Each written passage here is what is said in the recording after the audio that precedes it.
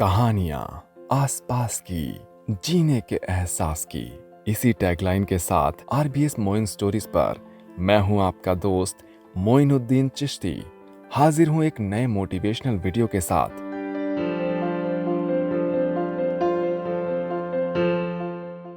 मैं राजेंद्र परियार, संस्था परवारी नवजीवन संस्थान जोधपुर। 30 सितंबर 2007 को आस्था सीनियर सिटीजन होम की स्थापना की, जिसमें सभी सीनियर सिटीजन रहते हैं। हमारे पास जो वृद्ध लोग आते हैं, मोस्टली घर से निकाले हुए वृद्ध लोग आते हैं। कईयों के बच्चे गेट पे छोड़ के चले जाते हैं, कईयों के बच्चे अंदर आके उनको जमा करवा के चले जाते हैं। जो बच्चे माँ बाप को तंग करके घर से निकाल के वहाँ छोड़ के चले जाते हैं, और माँ बाप ऐसे होते हैं जब उनको पेंशन मिलती है तो अपने बच्चों को फ़ोन करते हैं कि ले रहे तेरे घर का खर्चा नहीं चल रहा होगा, को पैसे ले लें। हमने वृद्धाश्रम इसलिए लगाया है, हमारा मानना है कि ये एक पेड़ है, रात को कोई भी पक्षी आके यहाँ बैठ सकता है और सुबह उसकी इच्छा हुई तो वापस दूसरी जगह वापस जा सकता है। ये हमारे यहाँ परमानेंट रहने की जगह नहीं है। हमने आज तक 92 वृद्धजनों को अपने घर वापस बसाया है, घर वालों से काउंसलिंग करके, उनके बेटों से काउंसलिंग की, पोतों से काउंसलिंग की, घर में बहुओं से काउंसलिंग करके उनको वापस आना जाना शुरू किया 5-6 महीने तक। उसके बाद में वो बड़े प्यार से, रेस्पेक्ट से अपने घर लेके गए। तो हमारा ये एम नहीं है, लेकिन किसी वर्ग के कुछ होता ही नहीं है तो वो बेचारा क्या करेगा, तो उसको रहने के लिए जगह चाहिए। वर्धन के लिए एक डिस्पेंसरी बनी हुई है जहाँ डॉक्टर और नर्सिंग स्टाफ बैठता है, वहाँ उनको वर्दों को चेक किया जाता है, ट्रीटमेंट दिया जाता है।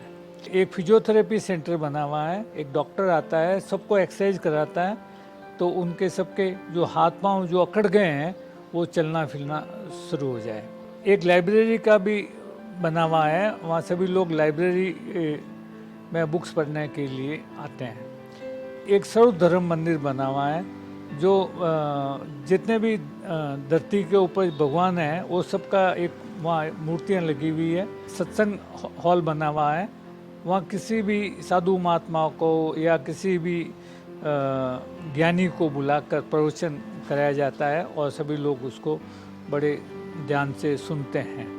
वर्धन की जब झगड़ा होता है घर के अंदर, तो बाहर वाला कोई नहीं देखता है। तो कई बार मैं सोचता हूँ कि वर्धन फिर सुसाइड कर लेता होगा, नहीं तो उसको पता है कि वृद्धाश्रम है और उसको कोई प्रॉब्लम हो गई तो वो सीधा हमारे पास आ जाता है, हमको बताता है ऐसी ऐसी प्रॉब्लम हो गई, तो हम उसको रख लेते हैं।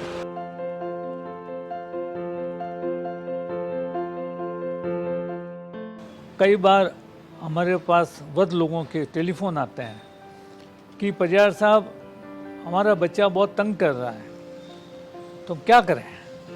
हम कहते हैं कि आप 2 दिन 3 दिन के लिए हमारे यहाँ वृद्धाश्रम आ जाओ, फिर वापस चले जाना। तो वो अपना सूटकेस लेके 2-3 दिन के लिए वृद्धाश्रम आते हैं। जब घर वालों को पता पड़ता है, वो कह के आते हैं कि मैं वृद्धाश्रम जा रहा हूँ, तो घर वाले आते हैं और अपना वापस लेके चले जाते हैं। उसके बाद में उसको कभी तंग नहीं करते हैं। वर्धन डॉर्मेट्री में भी रहते हैं और रूम में भी रहते हैं और फ्लैट में भी रहते हैं।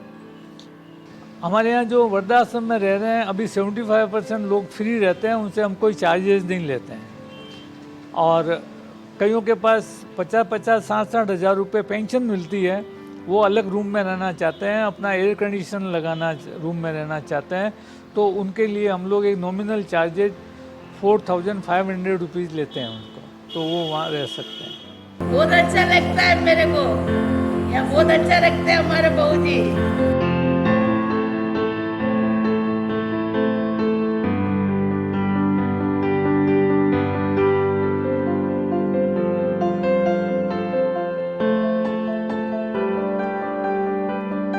आपको हमारी कहानी कैसी लगी हमें कमेंट करके ज़रूर बताएं, और यदि आप पहली बार हमारे चैनल पर आएँ तो चैनल को सब्सक्राइब करें।